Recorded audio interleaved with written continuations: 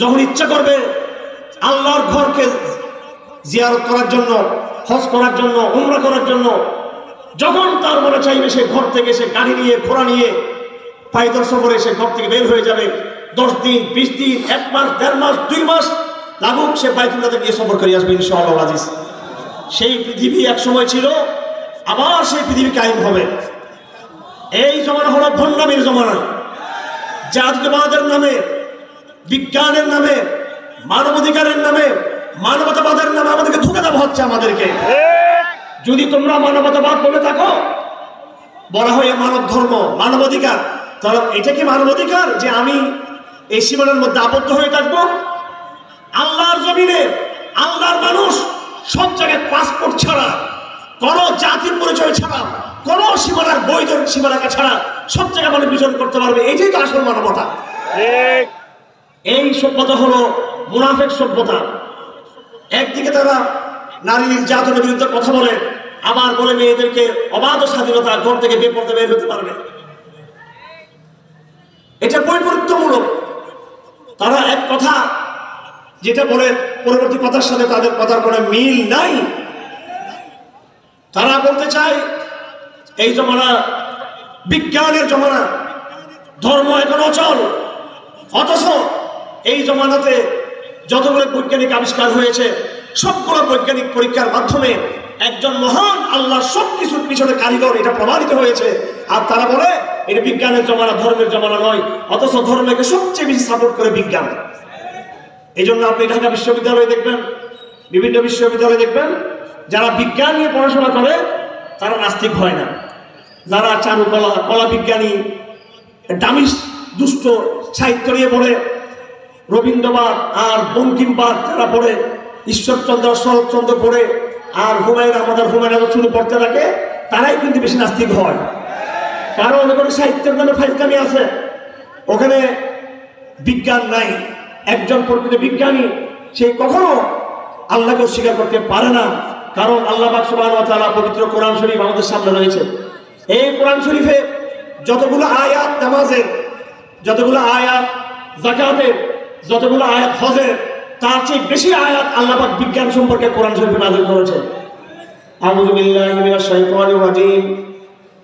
ইন্না ফি খালকিস সামাওয়াতি ওয়াল আরদি ওয়া ইখতিলাফিল লাইলি ওয়ান নাহারি লাআয়াতিন লিউলিল আলবাব الذين يذكرون الله قياما وقعودا وعلى جنوبهم ويتفكرون في خلق السماوات والأرض ربنا ما خلقت هذا باطلا।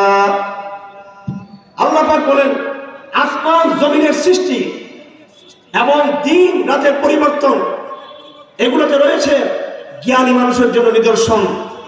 কারা জ্ঞানী, কারা জ্ঞানী, কারা বুদ্ধিমান?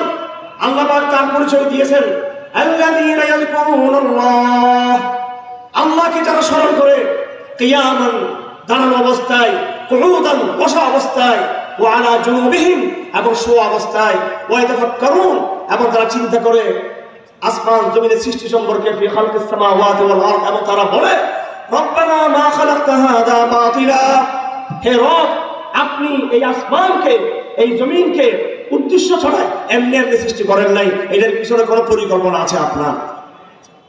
এটা কোরআনের কথা। এই জমানার সবচেয়ে বড় বিজ্ঞানীর নাম হচ্ছে বিজ্ঞানী আইনস্টাইন।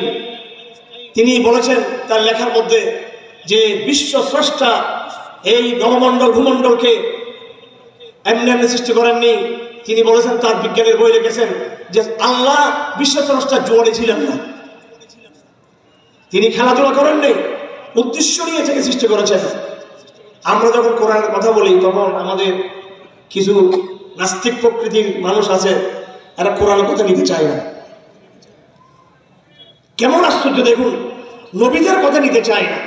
আবার যখন রবীন্দ্রনাথের কথা আসবে, আবার যখন নাকি আইনস্টাইনের কথা আসবে, বিজ্ঞানীদের কথা বললে, কবিদের কথা বলে, তখন তারা সেটা নিতে চায়। তো নবীর কথা ঠিক নাই, বিজ্ঞানীর কথা ঠিক আছে, এটা তুমি কোথায় পাইলে?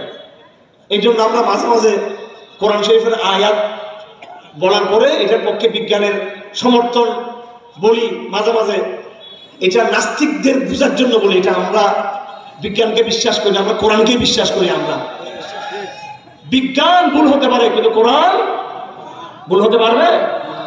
বিজ্ঞান এক এক সময় এক কথা বলে। আপনি 10 বছর আগে উপগ্রহ কয়টা ছিল, এখন নাকি উপগ্রহ আরো কম বেশ হয়ে গেছে। এখন এক এক সময় এক তাল। আমরা এখন খোলা আকাশের নিচে বসে আছি, প্যান্ডেল নাই। আল্লাহ পাক সুবহানাহু ওয়া তাআলা এই মহাদিগন্ত আকাশ এদিকে তাকিয়ে জ্ঞানীদের কথা বলেছেন। তারা আকাশের দিকে তাকায়, জমিনের দিকে তাকায়, তাকিয়ে তারা আল্লাহর পরিচয় তারা অনুসন্ধান করে। আমাদের নবীজি সাল্লাল্লাহু আলাইহি ওয়াসাল্লাম শেষ রাতে যখন তাহাজ্জুদের নামাজের জন্য উঠতেন, তখন তিনি প্রথম যে কাজ করতেন সেটা হলো মিসওয়াক করতেন।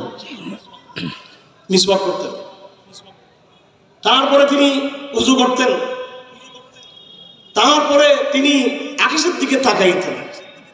কোন দিকে তাকাতেন?